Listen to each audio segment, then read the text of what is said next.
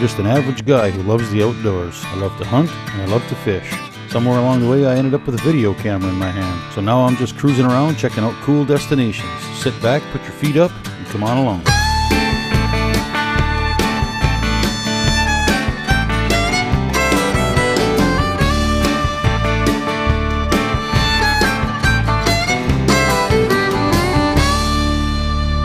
I'm Brian Whitens, and this is where I've been.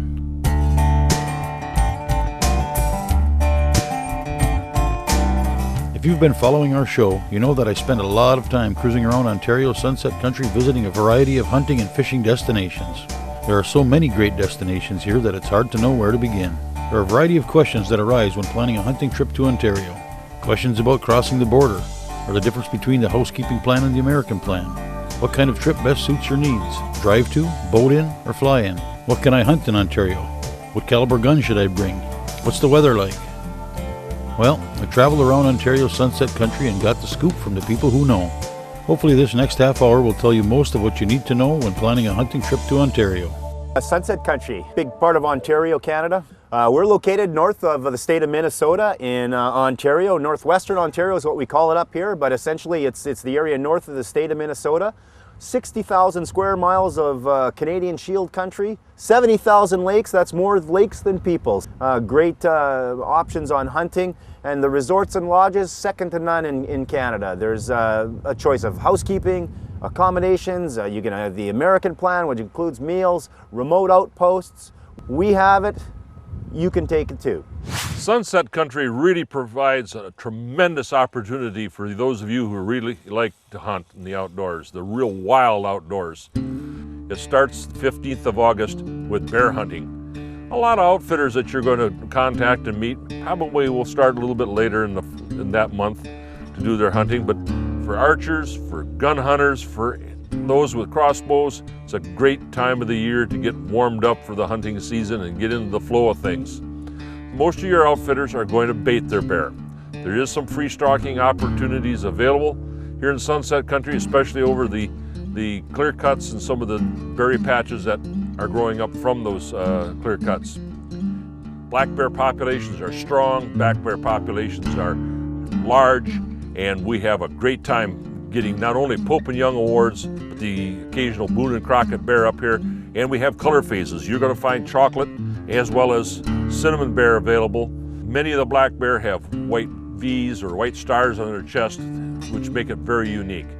But as we go into September, the seasons begin to accumulate. 15th of September, grouse season opens up. Great opportunity. 3 different kinds of grouse here in Sunset Country. We have sharptail. That is the hardest of all 3 species up here to get. Rough grouse, of course, and one of the few places close to the upper Midwest that you can get the spruce grouse or Franklin's grouse. Spruce grouse and rough grouse have an accumulated limit of 5 birds per day. Sharptails are a bonus bird, another 5 birds per day. You can take 15 home of the rough and sharptails. You can take home 15 rough and spruce grouse also. For grouse hunting, 20 gauge is going to work perfect. Even as light as a 28 or a 410. Lead shots allowed. You're going to have a lot of shooting, so bring plenty of ammunition. Mid-September also is opening waterfall season, especially in the Lake of the Woods area and down along the western side of Sunset Country. The opportunities for waterfall abound. Geese, ducks.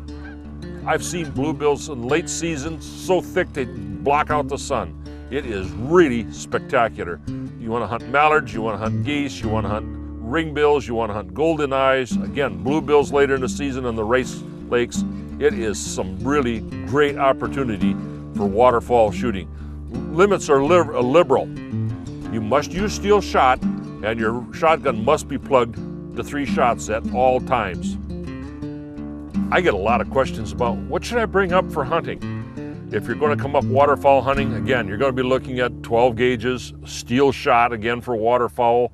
This is going to be a requirement. This tip brought to you by Real Outdoors. Planning a trip to Canada, you may want to consider a number of different things about your border crossing. When crossing into Canada, the first thing you should consider is identification. It's not mandatory to have a passport to enter Canada. but as a U.S. citizen, Canadian citizen, or permanent resident of either country, there are a number of other documents that you can use. Enhanced driver's license, citizenship cards, passport cards, Nexus cards, birth certificate along with a photo identity document will also facilitate your entry into Canada.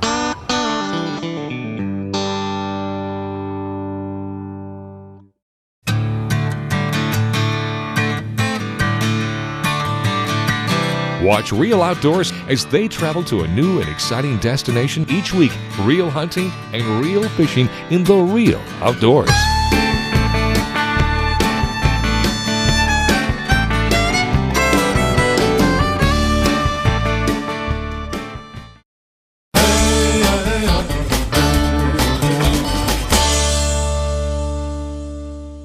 As September rolls along, third week of September, archery moose season opens up. You want to talk about a thrill.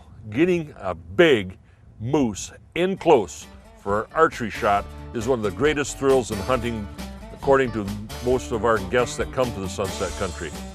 Some of the best WMUs for archery hunting are found here across the Sunset Country area. Wildlife Management's Unit 2, 3, 4, 5, excellent archery opportunities. Tags are usually limited. If you're really interested, you've got to get a hold of your outfitter and get a hold of them as soon as you have an interest and work your way onto the lists, etc., that many of these people have to get these high quality bulls during a spectacular peak of the rut hunt. As we roll along into early October, on the American Columbus Day weekend, we open for rifle moose hunting. It's spectacular again. Post-rut, maybe into the second rut, but it is great hunting. You've seen some shots of the spectacular nice animals that we get here in Sunset Country. Good Boone and Crockett sized bulls, great opportunities for a hunt of a lifetime. Again, tags are limited. You're going to have to get a hold of your outfitter fairly early in the process in order to get on lists that many of them have in order to have a hunt of a lifetime for the world's largest deer.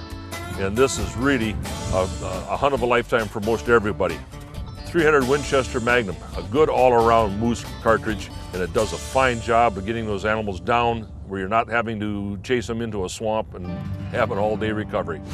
Bow hunting for moose coincides with the opener of bow hunting for white-tailed deer.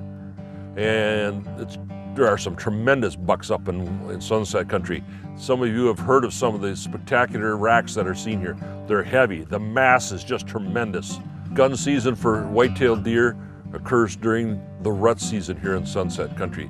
Gives you that opportunity to really harvest the buck of a lifetime with that heavy mass that you've always looked for.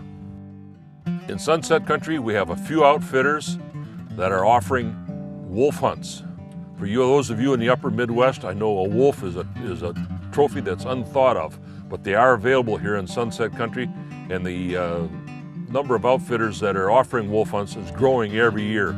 This again is a late winter into an early spring hunting season, and you're going to need to contact Sunset Country and talk to the folks there. They can put you on to outfitters that have the wolf hunts available and have the real fun of putting down a trophy that's virtually inaccessible in the United States. Most big game hunting is done from a tree stand here in Sunset Country, be it moose, be it deer, or be it bear.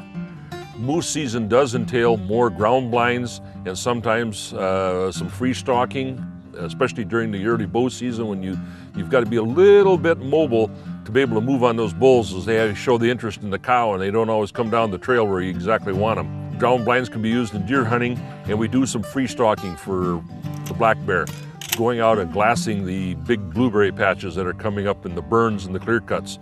That could be a real fun way to get out and find that black bear trophy that you've always looked for. Housekeeping cabins, that's essentially where you come in, you do your own cooking, you're not tied to a certain meal time. The American Plan Lodge is the opposite of the housekeeping. Everything is done for you, essentially. Great food, great accommodations. These lodges are the full service, full meal deal. high-end, high-quality. We can look at the American Plan Fly-In Lodge. That's essentially a jewel in the wilderness. You take a float plane from a place like Kenora here, or Vermilion Bay, or Red Lake, and you fly out to a lodge full American Plan. So they're gonna feed you, they're gonna pamper you, everything's looked after. The other options are remote outpost cabins. That's where you own the lake for the week, folks. Unbelievable with the amount of cabins that are out there that you can choose from. 250 miles north of the road. You can find a cabin in the wilderness, and that's your place for the week. No neighbors. Drive to a lodge are the most popular. It's a big area, 60,000 square miles, so there's lots of options. Boat-in lodges are a unique thing. If you're a little antsy about flying on a float plane, then the boat-in lodge is going to give you the similar type experience, the remoteness that a fly-in does. But essentially what you do is you go to a dock, you're going to get a big cruiser to pick you up, and they'll take you across the lake, probably 5, 10, 15, 20 miles, depending on where the lodge or outpost cabin will be. And you go by boat, so no getting off the ground. You're on terra firma. And you know, no worries because of the remoteness of these camps.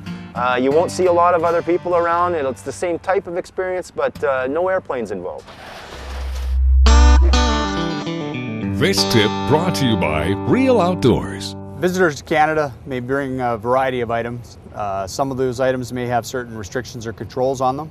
It's always best to contact us and check on any changes to regulations that may have taken place since the previous year. Persons traveling to Canada may import alcohol for their own personal consumption.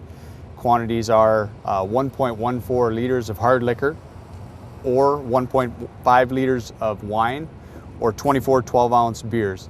Those limits are duty and tax free. You may import more, and there may be duties applicable to the extra alcohol that you do import. You may bring a carton of cigarettes, 50 cigars, and/or 200 grams of processed tobacco. In Ontario, a maximum of 45 liters is the most alcohol you can import. So make sure if importing extra alcohol that you don't exceed that limit. There are limitations on some of the other items that you may bring. You may bring along your recreational vehicles, campers, boats, motors. Canada Border Service Agency does expect that you will be returning all those items to the United States. They can't stay between trips without our authorization. So if you did want to leave one of those items, check with us at the border.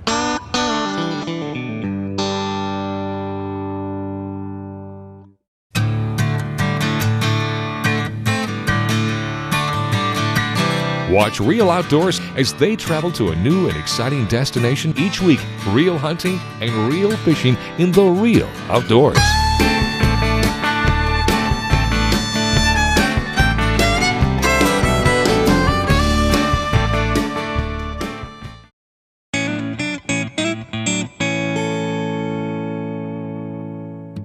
As you can generally see here in the background, you're going to be hunting in terrain that's, again, quite a bit different than what most people are used to.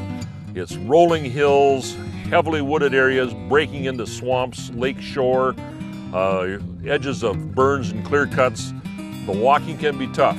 One of the things I tell my people is be sure you have a good pair of boots and get them broke in so that you can walk in them for a time during the day. Be sure that you've got your gear set up so that you can be hunting in rain, snow, just about any kind of weather. We've had a recent big game season where it was actually inordinately warm. We had insects out. I've actually had seasons where at the same time we're fighting a foot to 20 inches of snow. So you bring a vehicle that's going to be able to handle the terrain, bring yourself and your equipment so it can handle the terrain. And that includes your clothing. For those that are going to be hunting big game, check with your outfitter, but generally a 30-06 or heavier is going to be needed for bear, deer, and also for moose. The lack of pressure that I referred to changes some of the hunting patterns compared to the Midwestern hunting. Their pressure pushes the animals into a early morning, late evening pattern generally. Here we have movement throughout the day. These animals are not pressured. In fact, When you're out bird hunting, you're looking at birds that have never seen another human being and sometimes find it difficult to even flush them for the shot. So you're going to be using different techniques, and that allows, again, for more of an old-fashioned, back in the woods with a group of guys, kind of a fun hunt that you're going to enjoy for a long while. For those of you who hunt in the upper Midwest, you know how heavily pressured some areas can be. In fact, it's difficult to hunt anywhere without seeing someone else in their orange. It's not uncommon in sunset country to hunt an entire day, and maybe even several days, without ever seeing another hunter. And this is one of the really great ways that you can enjoy yourself. The BMA program that the hunters use for bear hunting, these are privately assigned BMAs to the outfitter. No one else is commercially allowed in those areas, and so you've got the entire area to yourself. You and your buddies won't see anybody else but yourselves. And this is one of the great benefits of getting up here into the North Country, hunting the old way, where you're not being crowded at every turn. A few things to remember when you come to sunset country and you're going to enjoy a hunt. You've got to understand that big game hunting requires blaze orange. It requires a blaze orange hat as well as a blaze orange top. If you're bear hunting, you wear that blaze orange until you get to your tree stand, and then you're allowed to take it off. Waterfowl hunters are also accepted from the blaze orange rule. Otherwise, if there's a big game season open, have your orange on even if you're out hunting birds. As I mentioned, your shotguns must be plugged to 3 shots at all times. Your rifles can be uncased and unloaded in your vehicle during daylight hours. Bringing those weapons into the country is actually easy. If entering Canada in the fall to hunt, there are regulations with the Canadian Firearms Centre that require us to register all long guns. Those visitors, hunters entering need to provide a CAFC 909 form, which is you can get either by calling our office or going on to the Canadian Firearms Centre website. The form itself lists both some personal information about the importer of the firearm, as well as make, model, and serial number of the hunting rifle or shotgun that you are importing.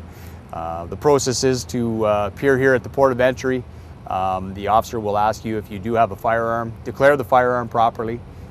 We may go out and verify serial numbers and make models off of the firearm. You will be brought into the office and we will complete the registration form for you. You'll sign it, and a background check may be done on you just to see if there is any public safety issues that we may want to consider. There is a $25 fee.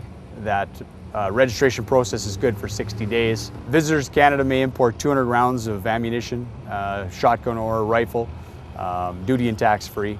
Handguns are considered restricted weapons in Canada and may not be imported by visitors to Canada. Compound bows and crossbows are not controlled in any way in Canada and may be imported without the need for filling out the CAFC 909 form, the non-resident firearms form.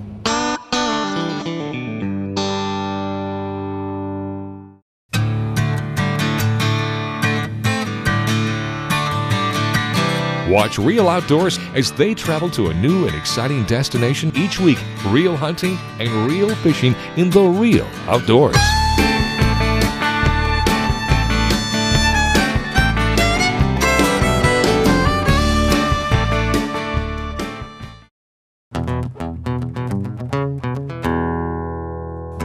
Here in Northwest Ontario, licensing is a little different than what you're used to in the upper Midwest. Big game seals are issued through the outfitters. That outfitter will either make arrangements for your license or tell you where you could actually pick up your license itself that goes with the validation sticker. It's very difficult dragging these animals sometimes to keep the tag intact. Waterfowl, rough grouse, etc. is an over-the-counter license. One question that a lot of successful hunters have is, how am I going to get my meat home and my trophies home in good shape? Your outfitter is going to be helping you right along with that. Most of them will offer a skinning service, a quartering service, and there are several custom locker plants in the area that will cut, wrap, and freeze your animal and your meat for transport home. Come prepared with plenty of coolers, because when you're looking at a group of fellows all taking home a black bear, it's going to take some room. And if you're going to take home a moose or two with a couple of lads in a pickup truck, you're really going to need some coolers and some room, because that's a lot of meat that you're going to be taking back. Most outfitters, almost all Sunset Country outfitters, are conservation oriented. You can't hunt on a catch and release basis like you can fishing, but most of the folks will coach you to take mature animals, especially whitetail. Same thing with moose. We try to limit our take of our harvest of cows. We are allowed to harvest calves also, but again, we try to limit that somewhat because that's our future. That's the future for your sons and daughters, as well as our business and a chance to grow trophies. It's always best, as in any management program, to look for quality animals. We have to let some of the smaller ones go, even though it might be a nice rack or a management style rack as it's referred to. Let these animals mature. We have plenty of good, mature, big game animals to harvest. You know, as Executive Director of Sunset Country Travel Association, our job and my job is to help you plan your trip to Ontario. There's a couple of ways. We have our signature book, the Sunset Country Travel Guide and Map. It's done on an annual basis. This is the 2010 version, 84-page book. It lists all our members, so if you're looking for a resort, a lodge, a hotel, a canoe outfitter, a houseboat operator, a campground, they're listed inside this book. The other benefit is the big map that we have to offer. It shows where the location of all these camps are. It's the book that people swear by, and it's free just by going to our website. You can get your own copy, and it's a great planning tool to use to, you know, locate first the place you want to go and identify the things you want to do. You can call the Travel Association as well. We do answer any question you may have. We've got a toll-free number. Give us a call. Our job is to help you and take the sort of questions or uncertainty out you may have about planning a trip up here. That's the Travel Association. We're here to help you. We encourage you to call and you get your free guide. Go to our websites. What we want to do is get you here. So please call and we'll endeavor to do everything we can to help you.